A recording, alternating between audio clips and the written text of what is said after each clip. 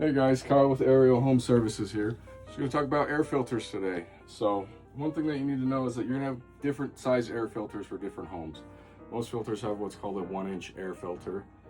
This filter here is actually the 4 3/4 inch type of filter. These ones last a little bit longer, but general rule of thumb with the 1-inch filters, they're good for anywhere from 1 to 3 months, depending on the cleanliness of your ductwork of your home. We typically recommend replacing them at least every other month. With these bigger filters, sometimes you can get a little bit more time out of them, 3 to 6 months.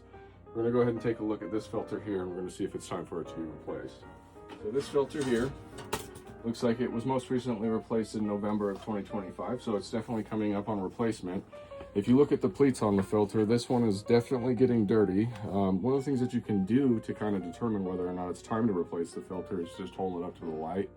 This one doesn't have any light showing through it, so we're going to talk to our customer about getting this thing replaced while we're here doing the maintenance on the system. These ones are a little bit more expensive, so if you don't have them in your home, you can always have a filter cabinet installed for them, but we definitely like to see these ones a little bit better. They last longer and they allow the furnace to breathe a little bit easier.